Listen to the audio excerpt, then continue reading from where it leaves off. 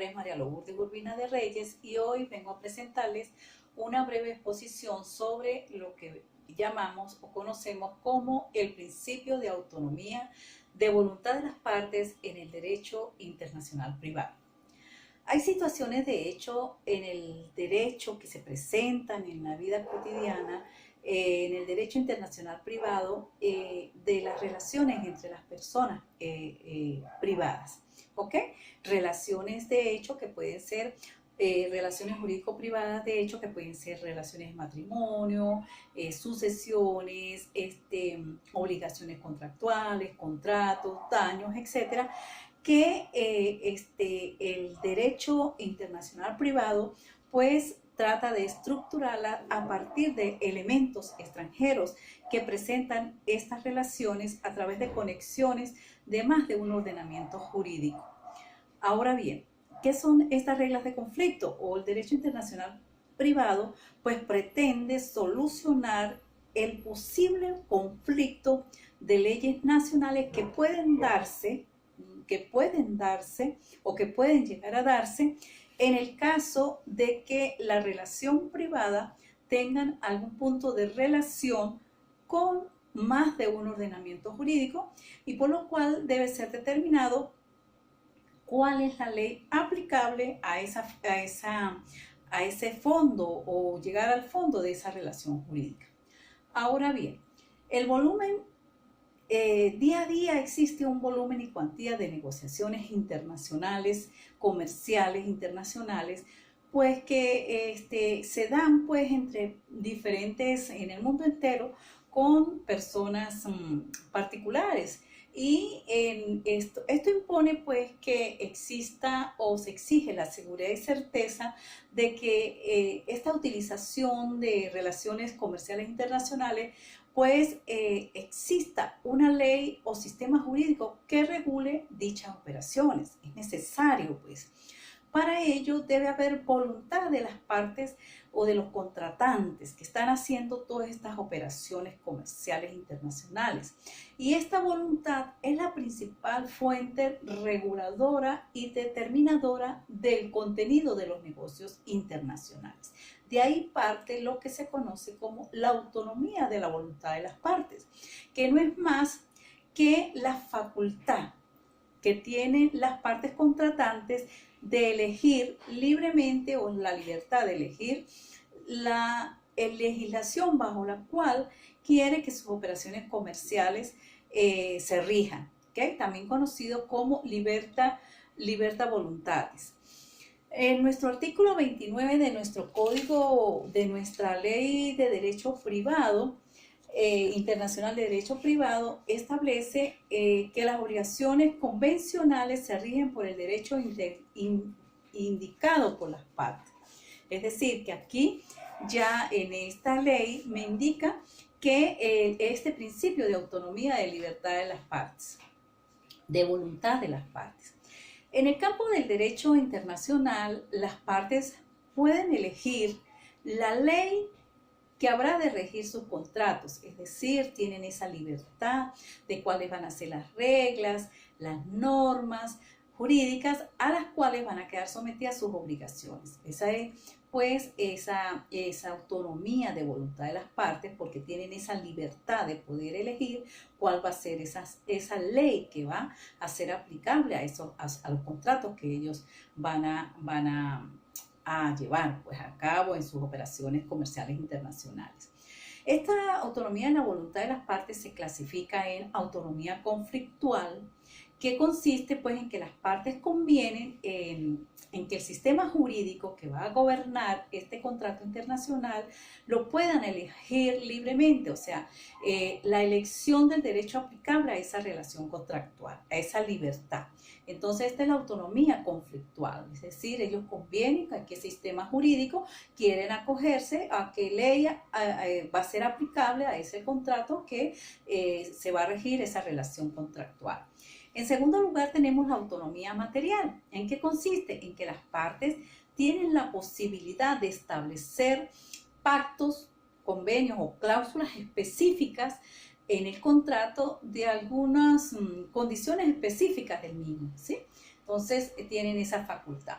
La autonomía expresa, las partes eligen cuál es la ley a que desean someterse, a la que desean someter la regulación en su relación jurídica y manifiestan pues la elección efectuada en una forma escrita o verbal, es decir, lo hacen a través de escrita, a través de un contrato donde van a establecer pues las cuáles son las condiciones que van a regir, dónde va a estar domiciliado, cuáles son las partes contratantes o sus representantes, bueno, en fin, toda una serie de características y si quieren algún aspecto específico en particular, pues también lo pueden manifestar en el contrato. Esa autonomía expresa es eso, o sea, de forma escrita o verbal van a establecer pues estas relaciones o esta regulación de su relación jurídica.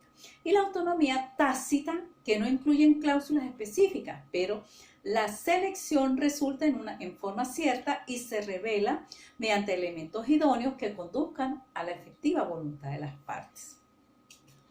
Ahora bien, la autonomía de la voluntad de las partes tiene sus limitaciones. En primer lugar, la internacionalidad objetiva. ¿Esto qué quiere decir? Que la elección de esa ley está sujeta a que se trate de un contrato con elementos objetivos de internacionalidad. Es decir, esto tiene que tener esos elementos que realmente la caracteriza como un contrato, como una ley aplicable a contratos internacionales, o que eso sea realmente comercio internacional, porque puede ser que tenga solo características o elementos de una ley aplicable interno, es decir, en el país. Entonces ya pierde la característica de internacionalidad. Catálogo ofrecido por el legislador. El legislador ofrece pues, o presenta como un abanico de posibilidades en el cual las partes pueden elegir la ley que más les convenga. Pues se le va a presentar en base al tipo de contrato por cuál le beneficia más a las partes contratantes, a ambas partes. La elección de la ley entre las jurídicamente interesadas. ¿Qué quiere decir? Que la ley elegida debe guardar una relación con algún elemento del contrato. Eso es fundamental. El orden público internacional. Si el conjunto de la ley elegida por las partes, de acuerdo a ese principio de autonomía de la voluntad, esa libertad que ellos tienen, resulta incompatible con el espíritu del derecho del juez, ¿sí? Entonces el derecho extranjero elegido será desplazado y será aplicado la ley del juez, es decir, la lex fori. Fraude a la ley. Entonces, ¿qué pasa con esto? La ley, puede ser que la ley que elijan los contratantes, las partes contratantes, puede ser el resultado del propósito de eludir o de evadir la aplicación de algún derecho aplicable al contrato. Entonces, si se deben aplicar el derecho de España y de Venezuela, pero no lo van a hacer a Estados Unidos, entonces puede ser una fraude de ley por cuanto no hay ninguna característica por el cual tiene que ese contrato irse para allá. No hay ni domicilio, ni nacionalidad, ni nada que se le parezca. Es decir, solo puede escogerse una sola ley para regir el contrato. Eso es importante. Una limitación. Y no pueden escogerse leyes incompetentes, es decir, ilegales, es decir, contrario al orden público para conocer determinadas materias. Cuando no se acogen a este principio de autonomía de la voluntad de las partes o se obvió algún elemento pues característico de ello, cuando las partes en el contrato no colocan cuál es el derecho aplicable, pues existen tres sistemas que se puede pues establecer, ¿sí? Uno de ellos es el sistema de la ley personal, es decir, cuando permite aplicar la nacionalidad o el domicilio de las partes. Esto es, si los dos contratantes, los dos son venezolanos, pues van a están en México, los dos son venezolanos, pues buscarán colocar la nacionalidad venezolana. El derecho aplicable sería el sistema de ley personal, en este caso la nacionalidad. Pero si los dos están residenciados en México, tienen su domicilio allá, pues escogerán pues el domicilio, sistema de ley personal, ¿ok? O la nacionalidad y el domicilio de las partes. El sistema de la ley de celebración del contrato. Esto ¿qué quiere decir? Que es el lugar donde se firma o donde se dan las condiciones, donde se reúnen y establecen y firman el contrato. Pues se puede acoger a esta ley, al sistema de la ley de celebración del contrato o el sistema de la ley de ejecución del contrato, donde efectivamente este contrato va a ser ejecutado. Si es en Venezuela, pues tomarán el sistema de ley de ejecución del contrato, donde se va a ejecutar el contrato. Nuestro sistema o nuestra ley de derecho internacional en su artículo 30 señala que el artículo 30 del derecho internacional venezolano dice textualmente que a falta de indicación válida, es decir, voluntad pasiva, donde no establecen las partes, no colocan cuál es el derecho aplicable, las obligaciones convencionales se rigen por el derecho con el cual se encuentran más directamente vinculadas. Puede ser alguno de estos tres, al sistema de ley personal, al sistema de ley de celebración del contrato, al sistema de ley de ejecución del contrato. Dice, el tribunal tomará en cuenta todos los elementos objetivos y subjetivos que se desprendan del contrato para determinar ese derecho. ¿Okay? Una vez analizado, establecerán cuál de los tres se va a aplicar.